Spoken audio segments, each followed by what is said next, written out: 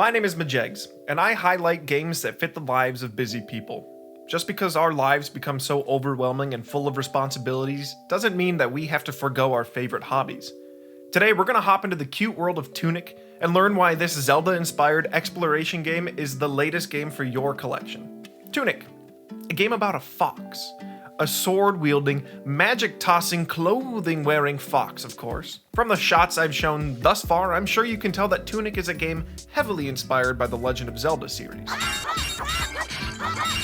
Peering beyond the similarities in look and feel, we can see that Tunic invokes another aspect of the Legend of Zelda. Both games, barring the Water Temple of course, provide a simple foundation that is used to craft a deep, complex game of engaging combat, rewarding exploration, and non-trivial yet solvable puzzles, like these mysterious doors. Violence is usually the answer. These weird drawings, and many other oddities that would certainly spoil many parts of the game if I spoke about in this video. These ingredients, paired with deliberate design and lots of lore, come together to create an indie title the likes of which I haven't seen in a long time, and I can't wait to share with you busy people. Now if you will, harken back to the nascent years of gaming, when there were no good ways to look up the answers to the puzzles, the secrets, or even controls of your favorite cartridge-based games. Instead, if you were confused, you'd turn to the latest edition of Nintendo Power, the $25 game guide at Target, or your neighbor Mason who swears he knows all the puzzles and he just hogs the console for an hour.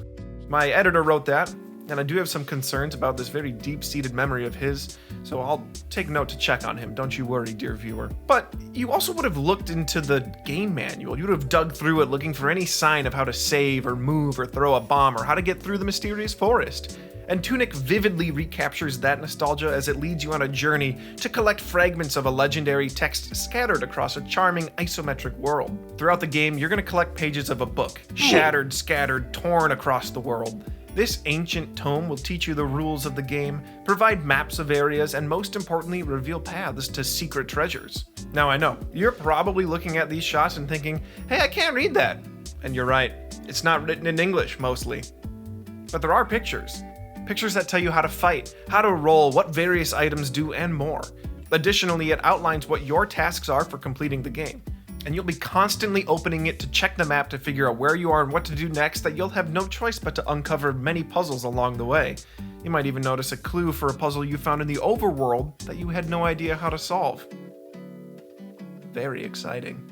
This sacred tome, called an instruction manual, will become your guiding light in Tunic. The game provides a single, simple story element when you first run out of health, which is going to happen throughout the game, it's okay. An ethereal fox goddess brings you back to life. I'm back, baby. Though she seems trapped behind a barrier. From there, you're on your own to figure out the world. Sure, the user manual contains mechanical controls, abilities, and bonuses, but it also reveals aspects of the world tucked away with their own intrigue. Who is the fox goddess?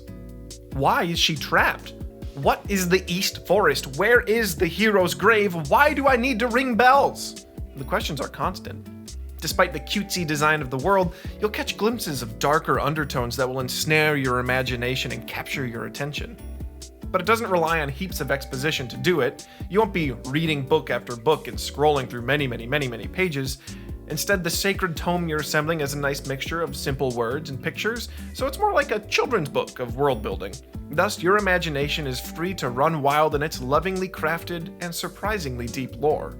Tunic's gameplay takes some of the familiar Zelda elements and then elevates it up with a deeper combat system. Remember earlier when I mentioned that the game uses a simple foundation and then builds complexity? Well, Tunic gives you tools to defeat each enemy in multiple ways, but then lets you decide how to approach the situation. A flurry of blows is a great way to take out these slime guys, but it's going to take explosives to get the big spear thing to open its guard. And the laser firing auto turret will require a different approach than the frog people in the frog people hole.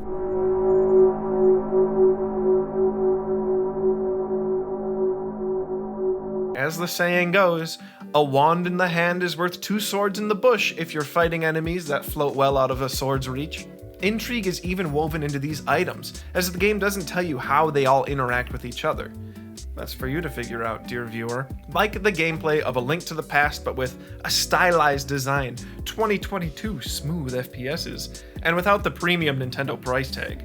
Tunic is the first game where I actually pulled out a piece of paper and wrote down the answer to a puzzle. Spoiler alert, but here it is. I had to dig it out of the garbage because I threw it away. Look, there's a tea stain on it from when I had some tea and then put the bag in the garbage. You screenshot this if you want to copy it. It's fine, I don't care. You can find it online anyway. It constantly provides fresh content, and it reveals new secrets and details that will completely change the way you interact with the world. You'll be giddy when you solve a puzzle, you'll be frustrated when you find a shortcut that you could have accessed the entire time, and you'll start asking yourself, can I do this a better way?